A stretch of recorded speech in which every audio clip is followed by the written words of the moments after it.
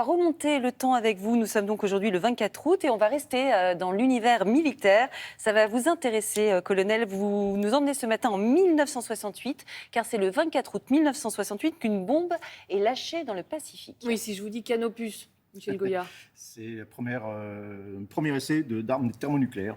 En Polynésie. Vous allez faire un expert, essayez pas de me piéger. C'est pour ça que j'en profite. C'est suspendu à ce Pacifique ballon captif gonflé à l'hydrogène qu'a explosé au-dessus du lagon de l'atoll de Fangatofa Canopus, la première bombe H expérimentale française. Une immense lueur dégageant autant d'énergie que 2 millions de tonnes de TNT, et puis l'énorme champignon qui est, selon les techniciens, parfaitement inoffensif. Vraiment, il n'y a aucun danger, c'est ce qu'on disait à l'époque.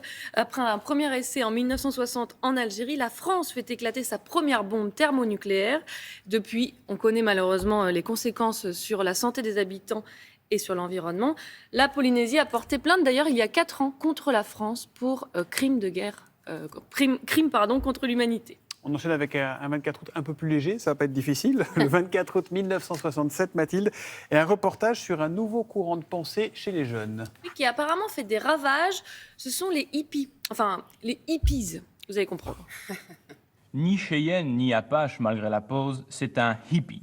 Si les vrais Indiens sont dans leurs réserves, ces hippies sévissent dans les quartiers des mégalopolis de la côte ouest des États-Unis. Les beatniks s'occupaient au moins de la bombe atomique. Mais les hippies, alors vraiment, ils se moquent de tout et ne font que répéter « Aimez-vous et soyez heureux ». Leurs 10 commandements, les voici. De la société, tu t'écarteras. De l'amour, tu t'occuperas. De la marijuana, tu fumeras. Les 7 autres commandements étant les corollaires des 3 premiers. Tous ces fumeurs de marijuana. Les vous en avez fait partie, Michel De quoi, des fumeurs de Je marijuana? ne sais pas, les hippies. Non, j'étais un peu jeune quand même. D'accord. C'est marrant, je suis assez peu surpris. Oui.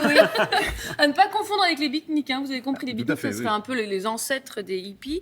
Et vous avez eu votre petite période hippie, Thomas? Ma Au période niveau hippie vestimentaire? Non, à part capillaire Je vous ai peut-être. vu avec des pattes d'œuf, Oui. menteur, en soirée uniquement évidemment. Alors on va passer par une autre date, le 24 août 1977, et une nouvelle tendance, Mathilde. Oui, présenté à l'époque comme une particularité normande, c'est l'explosion des ventes de piscines privées.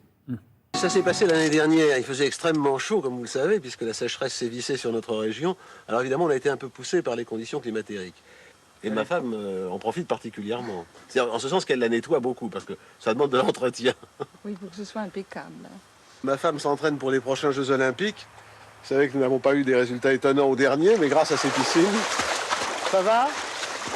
Tu m'entends là? Quand tu es comme ça, tu m'entends pas, hein? Tu m'entends pas dans l'eau comme ça. Ça va bien? Il est charmant, ce Génial, propriétaire de piscine. En 1977, 400 piscines privées sont construites en une année en Normandie. Du jamais vu pour cette région qui n'est quand même pas réputée pour sa chaleur. Mais nous sommes juste après la sécheresse de 76. Eh oui. Référence en matière de canicule dont on a beaucoup parlé cet été. Et alors depuis, qu'est-ce qui s'est passé? Les piscines, on en parle beaucoup. Hein. Elles ont explosé. Aujourd'hui, 3,2 millions de piscines privées existent en France. Et encore, ça c'était avant cet été caniculaire et avant une journée comme aujourd'hui. La question qui se pose maintenant, c'est est-ce qu'il faut les interdire? Certains, en tout cas, ne disent pas non.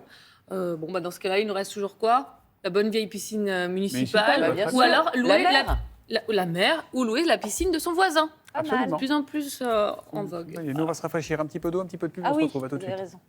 raison.